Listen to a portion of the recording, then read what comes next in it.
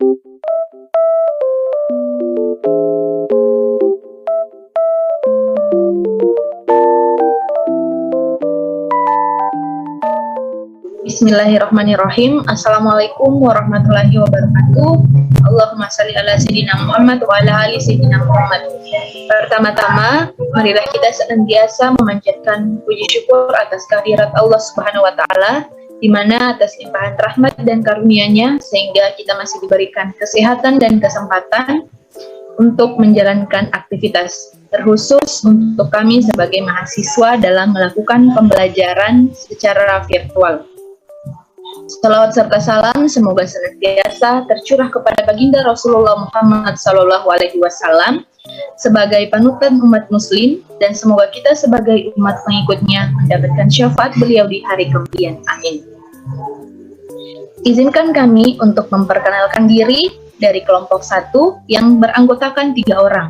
Yang pertama atas nama Nur Awalia Pratiwi dengan stambuk 150 2020 0094. Kemudian yang kedua ada Dilla Ramahka dengan stambuk 150 2020 0095, dan saya sendiri yang akan bertindak sebagai moderator atas nama Mutia Amalia dengan stambuk 150 2020 0097.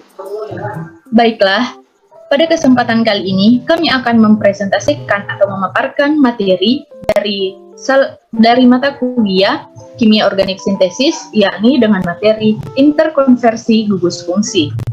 Nah, untuk itu, sebelum kita membahas lebih lanjut mengenai interkonversi gugus fungsi itu sendiri, saya akan menyampaikan sedikit pengantar mengenai gugus fungsi.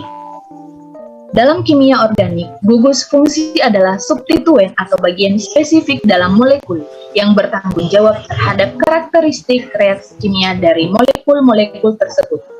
Gugus fungsi yang sama akan mengalami reaksi kimia yang sama atau serupa tanpa menghiraukan ukuran molekulnya. Hal ini memungkinkan untuk memprediksi secara sistematis reaksi kimia dan perilaku senyawa kimia serta desain sintesis kimianya. Selanjutnya, reaktivitasnya gugus fungsi dapat dimodifikasi oleh gugus fungsi lain yang berada di sekitarnya. Dalam sintesis organik, interkonversi gugus fungsi adalah salah satu tipe dasar dalam transformasi gugus fungsi. Untuk selanjutnya, pemaparan materi akan dilanjutkan oleh rekan saya. Untuk itu, saya persilahkan. Selanjutnya, saya akan menjelaskan definisi dari interkonversi gugus fungsi, yaitu proses pengubahan suatu gugus fungsional satu menjadi gugus fungsional yang lain dengan reaksi substitusi, adisi, eliminasi, oksidasi, dan reduksi, serta operasi balik yang digunakan dalam langkah analisis. Tahap analisis digunakan pengenalan gugus fungsional yang ada pada molekul target terkait dengan keelektronegatifannya, pengaruh pada sintesis dan penentuan diskoneksi secara langsung atau harus diubah terlebih dahulu melalui interkonversi gugus fungsi atau IGF. Diskoneksi dilakukan dengan cara demikian supaya senyawa dapat direaksikan kembali sesuai dengan metode reaksi kimia organik yang dipercaya. Untuk mendapatkan hasil yang selektif, kadang-kadang memerlukan senyawa pelindung gugus. Berikut ini adalah merupakan contoh interkonversi gugus fungsional menurut Stuart tahun 1995. Selanjutnya yaitu analisis senyawa benzokaina. Senyawa patirasa lokal, senyawa ester dibuat reaksi antara alkohol dengan asam karboksilat katalis asam, alkohol dengan anhidrida asam karboksilat, atau reaksi antara alkohol dengan asil halida. Pada tahap analisis dilakukan diskoneksi pada ikatan CO. Diskoneksi diberi label untuk memperlihatkan reaksi pembuatannya.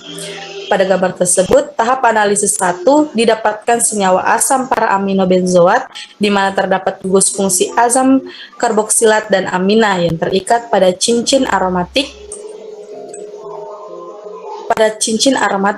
Bila dilakukan diskoneksi baik pada asam karboksilat atau amina, maka tidak dikenal reaksi yang bersangkutan dengan diskoneksi ini.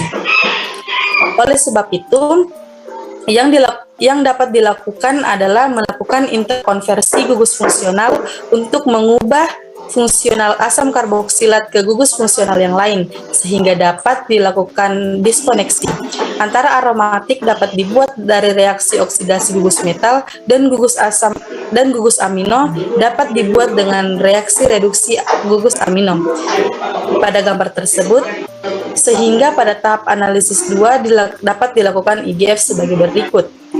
Yaitu IGF akan didapatkan senyawa dengan gugus NO2 dan CH3 terikat pada cincin aromatik. Sekarang diskoneksi gugus nitro dapat dilakukan dengan rasional karena diketahui bahwa nitrasi toluena secara mudah dapat dilakukan di laboratorium dan toluena mudah didapatkan. Selanjutnya akan dilanjutkan oleh teman saya. Selanjutnya pada analisis ketiga, pada tahap analisis ketiga didapatkan toluena sebagai bahan awal. Dari tahap analisis, sekarang dapat ditulis tahap sintesis dengan reagen yang sesuai. Sangat penting untuk mengetahui tipe reagen dan kondisi reaksi yang dibutuhkan, agar diperoleh hasil senyawa seperti yang diharapkan. Dapat dilihat pada gambar di atas. Selanjutnya yaitu tahap sintesis. Dapat dilihat pada gambar, yang dimana pada tahap sintesis dimungkinkan melaksanakan tahap-tahap reaksi dalam urutan yang berbeda. Misalnya, penggantian urutan dari 2 langkah terakhir.